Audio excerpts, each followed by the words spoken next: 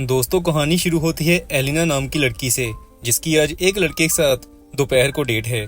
Elina सोचती है कि दोपहर होने में थोड़ा टाइम है, वो कुछ खा लेती है। फिर एलिना एक कॉफी बार में रुकती है। ये बार एक ओल्ड लेडी अम्पारो का होता है। इस बार में कुछ ही लोग ऐसे हैं जो नए आते हैं, बाकी सभी अम्पारो के पक्के कस्टमर्स होते हैं। एलिना के एंटर करते ही उसके पीछे एक मोटा आदमी खांसता हुआ बार में एंटर करता है और सीधा बाथरूम में चला जाता है।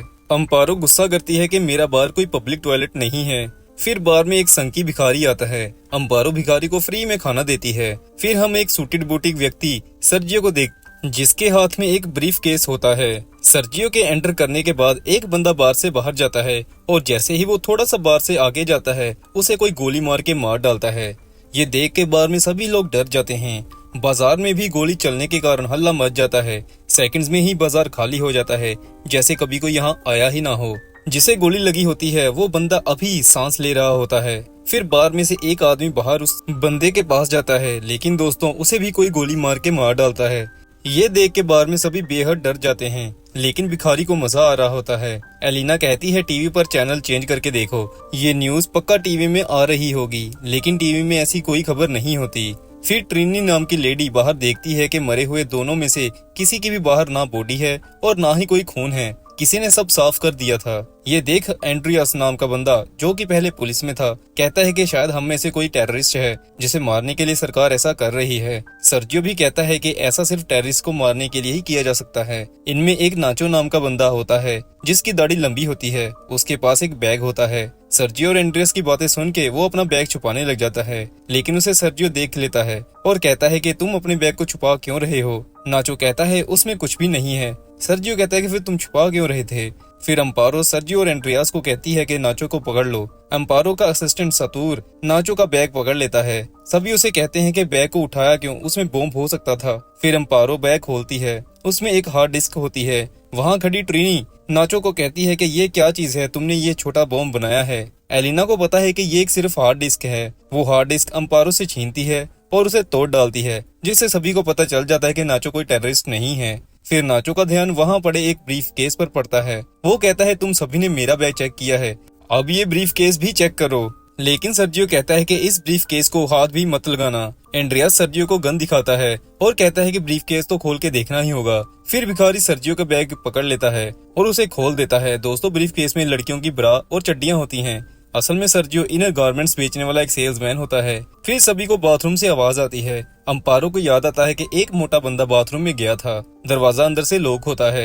एंड्रियास दरवाजे के लॉक को गोली मार के तोड़ देता है। दरवाजा खोल के सभी देखते हैं कि मोटा बंदा टॉयलेट सीट पर बेहोशी की हालत में गिरा हुआ है। वहाँ एक इंजेक्शन पड़ा होता है। सभी को लगता है कि शायद मोटा बंदा नशेड़ी होगा, इसे ऐसे ही छोड़ देते हैं। लेकिन एलिना उसे उठाने की कोशिश करती है और इंजेक्शन उठा के देखती है। तभी इन्हें बाहर से आवाज आती है। सभी बाहर देखते हैं कि पुलिस वाले मुंह पर मास्क पहने हुए बार के बाहर आते हैं। इनको लगता है शायद वो इन्हें बचाने आए होंगे, लेकिन दोस्तों पुलिस वाले बार के बाहर टायर रखते हैं और टायर्स को आग लगा देते हैं। फिर टीवी में सभी देखते हैं कि न्यूज एंकर बता रही होती है कि शहर में एक हिस्से में भयंकर आग लग चुकी है, अभी मरने वालों की संख्या नहीं पता। ये देख के सभी समझ जाते हैं कि सरकार बिना सबूत छोड़े हम सभी को मारना चाहती है, लेकिन ऐसा क्यों किसी को अभी तक नहीं पता होता। फिर वो मोटा बंदा बाथरूम से बाहर आता है, लेकिन उसकी हालत बहुत खराब होती है। उसकी आंखें ऐसे बाहर आई होती हैं जैसे अभी बाहर गिर जाएंगी। फिर मोटा बंदा नीचे गिर जाता है। सतूर उसे पूछता है क्या तुम ठीक हो, लेकिन मोटा बंदा कहता है कि उसे टच मत करना।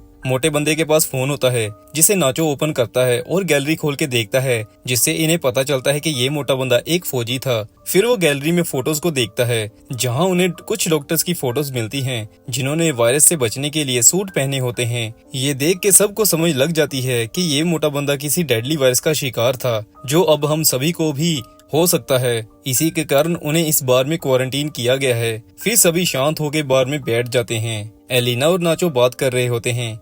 एलिना कहती है जब मेरे घर में मोबाइल नेटवर्क्स ना आ रहे हों तो मैं फोन को अलग अलग डायरेक्शंस में घुमाने लग जाती हूँ, जिससे नेटवर्क आ जाते हैं। नाचो फिर अपने फोन को लेकर एक बेंच पर खड़ा हो जाता है, जिससे सच में फोन में नेटवर्क आ जाता है। सर्जियो कहता है कि किसी प्रेस वाले को फोन लगाओ, वो हमारी हेल्प कर पाएगा। लेकिन सर्जियो को कोई प्रेस वाला नहीं जानता, पर उसके पास एक टीवी में काम करने वाली लड़की का नंबर होता है। वो उसे फोन करके यहाँ के हालात बताने की कोशिश करता है, लेकिन सातोर उससे फोन छीन के ऊंची ऊंची बोलने लग जाता है, जिससे लड़की फोन काट देती है।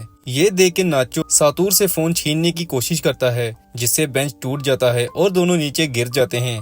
फिर अम्पारो कहती है कि जिसने मोटे बंदे को हाथ लगाया था वायरस सिर्फ उसे ही होगा। फिर अम्पारो, सर्जियो और एंड्रियास एक साइड पर हो जाते हैं, इन्होंने मोटे बंदे को हाथ नहीं लगाया था। दूसरी तरफ नाचो, सातुर, भिखारी, एलिना और ट्रिनी ने उसे टच किया होता है।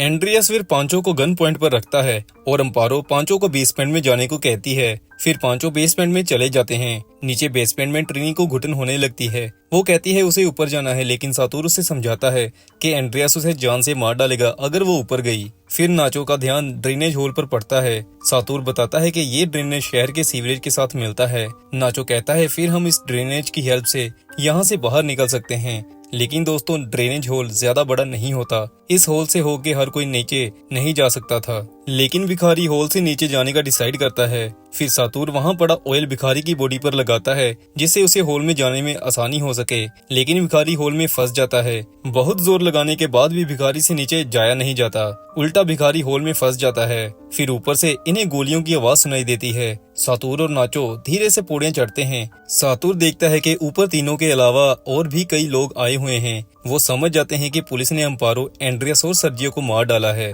फिर उन्हें जलने की स्मेल आती है। पुलिस ने बार में भी आग लगा दी होती है, जिसका धुआं नीचे बेसमेंट में आ रहा होता है। भिखारी के ड्रेनेज होल में फंसे होने के कारण सभी को सफोकेशन होने लग जाती है। फिर नाचो और सातुर जोर लगा के भिखारी को बाहर निकालते हैं। थोड़े टाइम बाद आग बुझ जाती है। फिर सभी ऊपर आते हैं। नाचो एंड्रियास की गन देखता है और चुपके से उसे अपने पास छुपा लेता है। एलिना को मोटे बंदे का फोन मिलता है, जो अभी भी ठीक होता है। वो उसमें मोटे बंदे की चैट पढ़ती है, जिसमें मोटा बंदा किसी को बता रहा होता है कि वो वायरस का शिकार हो चुका है। उसमें ये भी लिखा था कि इस वायरस की वैक्सीन भी है, जिससे एक नर्स भी ठीक हो चुकी है। लेकिन मोटा बंदा लिखता है कि उसके पास वैक्सीन 2 दिन बाद आई है और वैक्सीन के 5 इंजेक्शन उसके पास हैं। ये पढ़ने के बाद नाचो और सातुर मोटे बंदे की डेड बॉडी चेक करने लग जाते हैं, लेकिन वैक्सीन भिखारी के हाथ लग चुकी होती है। नाचो भिखारी को कहता है कि वैक्सीन हमें दे दो, एक मोटे बंदे ने इंजेक्शन लगा लिया था, अब 4 ही बचे थे। भिखारी पर नाचो की बात नहीं सुनता। नाचो फिर गन निकाल लेता है और कहता है कि वैक्सीन मुझे दे दो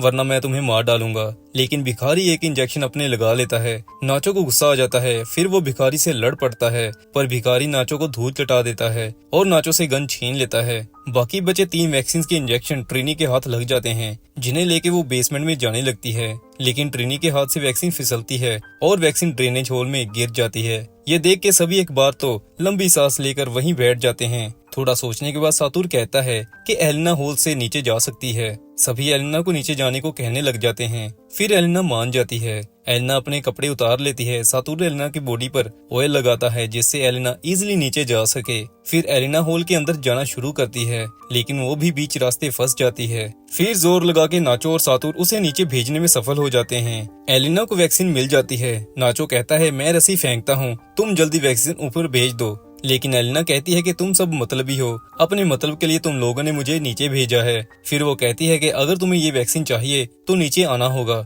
नाचो एक पाइप तोड़ता है और होल को बड़ा करने लग जाता है। दूसरी तरफ एलिना सीवरेज में आगे जाती है। उसे बाहर का रास्ता दिखाई देता है, वहाँ एक और सीवरेज होल होता है। एलिना उसे देखती है कि पुलिस वाले अम्पारो, एंड्रियास और सर्जियो की बॉडी को जला रहे हैं।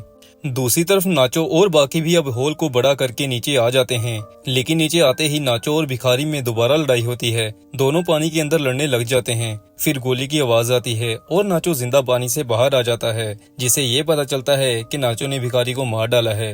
नाचो के पास फिर से बंदूक आ जाती है। बाकी उसे डर रहे होते हैं। नाचो लेकिन कहता है कि भिखारी हम सभी के लिए खतरा था, इसीलिए मैंने उसे मारा, लेकिन उसकी बात पर कोई यकीन नहीं करता।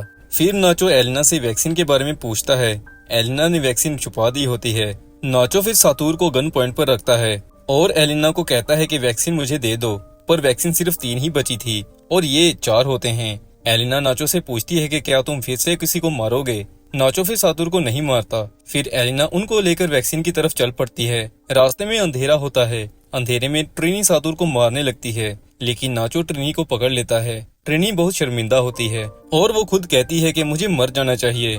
फिर वो नाचो को मारने को कहती है, लेकिन नाचो उसे मार नहीं पाता। फिर ट्रिनी बंदूक लेती है और दूर जाके सुसाइड कर लेती है। अब वैक्सीन भी 3 होती हैं और ये भी 3 ही बचे होते हैं। फिर एलिना छुपाई हुई वैक्सीन निकालती है और नाचो और सातुर को दे देती है, लेकिन भिखारी अभी मरा नहीं होता। वो वहाँ आ जाता है और इस बार कहता है कि वो तीनों को मार डालेगा। पहले वो सातुर को रोड मार के मार डालता है। एलिना और नाचो उससे बचते हुए वहाँ से भागते हैं। भिखारी पागलों की तरह उन्हें ढूंढ रहा होता है। फिर एलिना और नाचो को बाहर का रास्ता मिलता है। दोनों पौड़ियां चढ़ के ऊपर जा रहे होते हैं। पीछे से भिखारी नाचो को पकड़ने की कोशिश करता है। इसी बीच एलिना से उसकी वैक्सीन नीचे गिर जाती है। नाचो फिर एलिना को अपनी वैक्सीन दे देता है और खुद भिखारी के साथ नीचे गिर जाता है, जिससे नाचो और भिखारी वहीं मर जाते हैं। एलिना वैक्सीन लगाती है और गटर को पुश करके बाहर आती है। एलिना अंडरगारमेंट्स में ही होती है। उसे एक महिला जैकेट देती है। एलिना चुपचाप उस एरिया से दूर चली जाती है और ऐसे दोस्तों दी बार मूवी की कहानी खत्म हो जाती है। मूवी एक्सप्लेनेशन अगर अच्छा लगा हो तो चैनल सब्सक्राइब जरूर करिएगा।